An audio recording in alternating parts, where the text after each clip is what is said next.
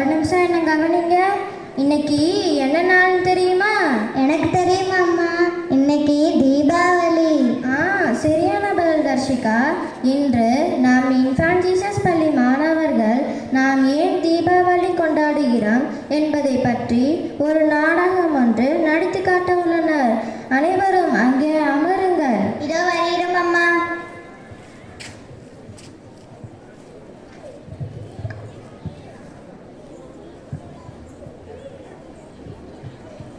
என் அன்பு நண்பர்களே, உங்கள் அனைவருக்கும் என் காலை வணக்கம்.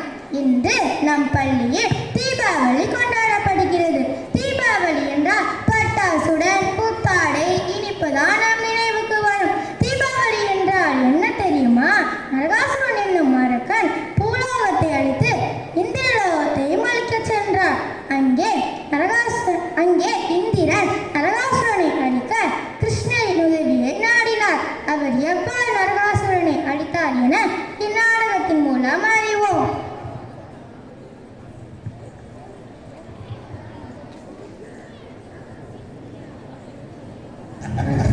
இப்பொழுது இந்த பூமி முழுவதுமே என் ஆட்சியின் கீழ் வந்துவிட்டது. அடுத்ததாக என் படையை சொர்க்கலோகம் நோக்கி திருப்பிவிட வேண்டும். அருமை அரசே, ஆனால் தேவர்கள் சாகா வரம் பெற்றவர்கள். அவர்களை வெல்வது எளிதல்ல. அதனால் என்ன சொல்ல வருகிறீர்கள் அமைச்சரே?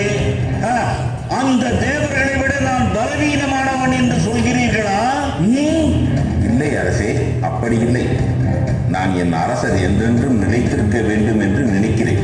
இந்த தேவர்கள் எல்லாம் நமக்கு ஒரு பொருட்டே அல்ல. நீங்கள் பிரம்மனை குறித்து கடும் தவம் செய்து சாகா வரம் பெற வேண்டும் என்பதே என் விருப்பம். இதைத்தான் குறிப்பிட்டேன். நீங்கள் சொல்வதும் நல்ல யோசனைதான். அதனால் நான் இப்பொழுதே போய் பிரம்மனை நோக்கி கடுந்தவம் புரிந்து சாகா வரம் பெற்று வருகிறேன்.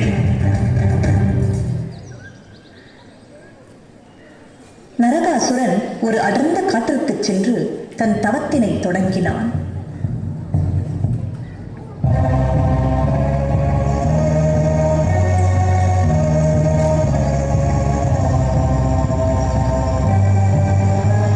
நாட்கள், மாதங்கள், ஆண்டுகள் கடந்து போயின.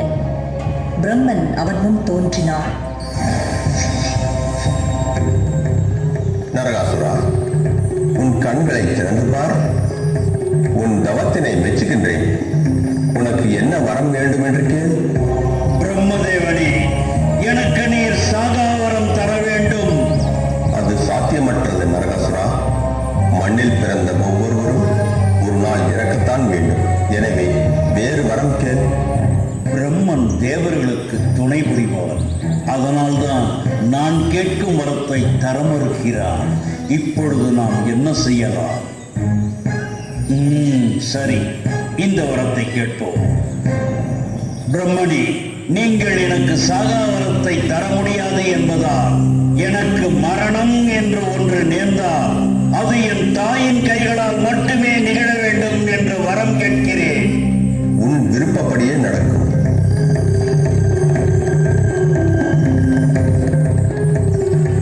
பிரம்மா அங்கிருந்து மறைந்ததும் உலகில் எந்த ஒரு தாயும் தன் மகனை கொல்ல வேண்டும் என்று நினைக்க மாட்டாள். அதுவே சாகாத வரம் போலத்தான் என நரகாசுரன் திருப்தி அடைந்தான்.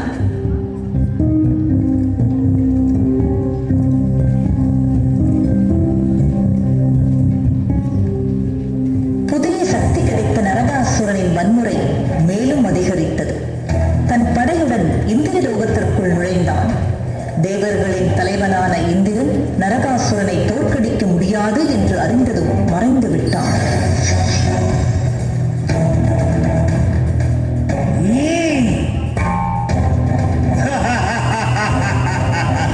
இந்திரன் பயந்து ஓடிவிட்டான்.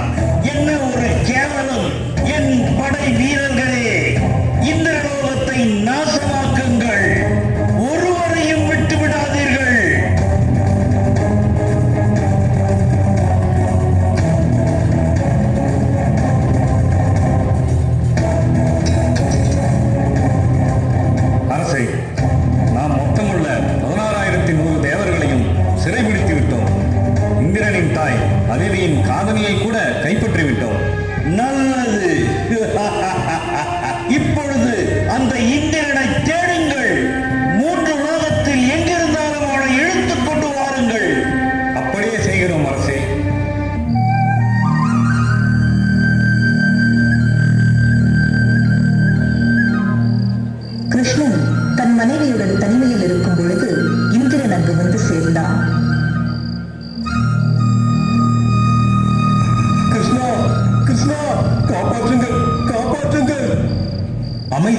அமைதி, என்ன நடந்தது?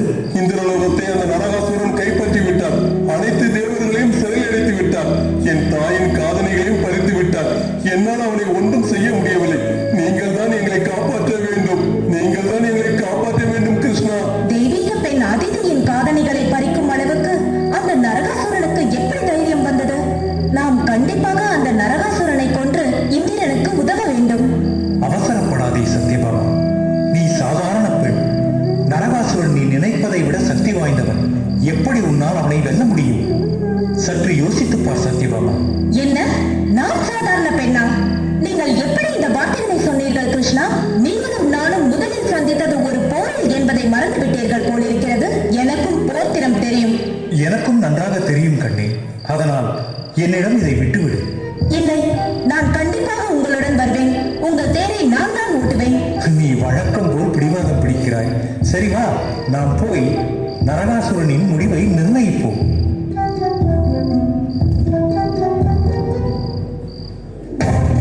போர்க்களத்தில்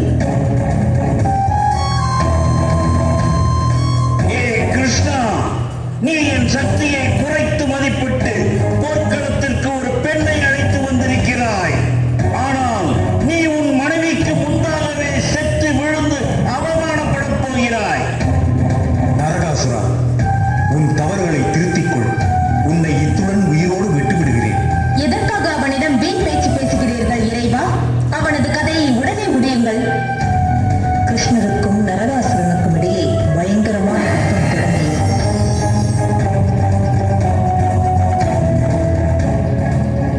தாக்குங்கள்! சத்யபாமாவின் கண்களில் தெரிந்த கோபத்தை பார்த்த நரகாசுரனுக்கு சற்று பயம் தென்பட்டது. அதை கவனித்த கிருஷ்ணன் மனதில் ஒரு திட்டம் தோன்றியது. உடனே நரகாசுரனின் ஆயுதம் தன்னை தாக்கியது போல் மயக்கம் போட்டு கீழே சாய்ந்தான்.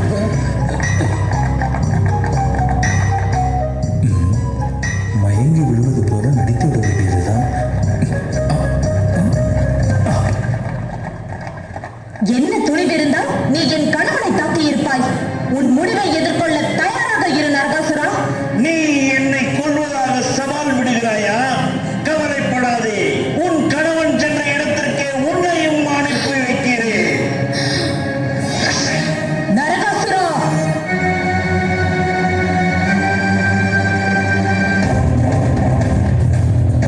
ஆத்திரமடைந்த சத்யபாமா தனது வில்லையும் அம்பையும் கையில் எடுத்தாள்.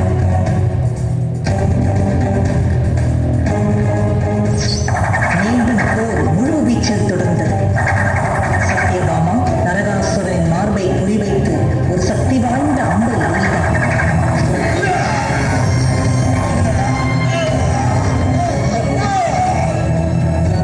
இதயத்தில் அம்பு பாய்ந்த நரகாசுரன் மண்ணில் வீழ்ந்தான். அந்த கணத்தில்தான் நரகாசுரனுக்கு தன் தாய் பூமாதேவியின் அவதாரம்தான் சத்யபாமா என்பது புரிந்தது. அதை சத்யபாமாவும் உணர்ந்தாள். கடவுளே, நான் எப்படி இதை செய்தேன்? இவன் என் மகனாயிற்றே. ஆமா, உன் மகன்தான். இருப்பினும் அவன் செய்த தவறுகளுக்காகத்தான் இந்த முடிவு அவனுக்கு நேர்ந்தது. அவனை பற்றி கவலைப்படாதே. இனி வரும் காலத்தில் இந்த நாள் நரகனின் சதுர்த்தசியாக வீடுகள் தோறும் விளக்கேற்றி கொண்டாடப்படும். நீதியை நிலைநாட்டி அமைதி திரும்பச் செய்வதற்காக தன் சொந்த மகனையே கொன்ற பூமாதேவியின் புகழ் என்றென்றும் நிலைத்திருக்கும் வகையில்தான் நரகாசுரன் மறைந்த அதே நாளில் வீடுகள் தோறும் விளக்குகள் ஏற்றப்படுகின்றன.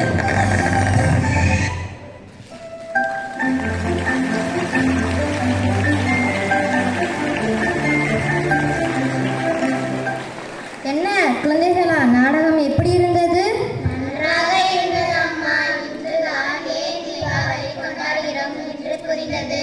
நல்லது குழந்தைகளா, இப்போது நம் இன்ஃபான்ட் ஜீசஸ் பள்ளி மாணவர்களின் பெற்றோர்கள் கொடுத்த சிறு சிறு தொகைகளை வைத்து நமக்காக பாட நூல்களையும் நமக்கு தேவையான துணிகளையும் இனிப்புகளையும் வழங்குவார்கள்.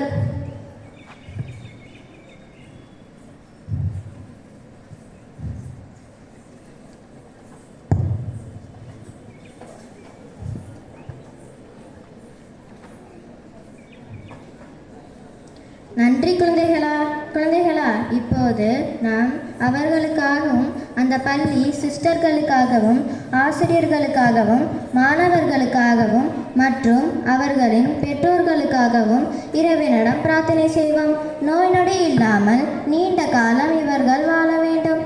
சிறந்த பள்ளியாய் இன்ஃபான்ட் ஜீசஸ் பள்ளி பெயர் வாங்க வேண்டும். நம் அனைவரும் பிரார்த்தனை செய்வோம், வாருங்கள்.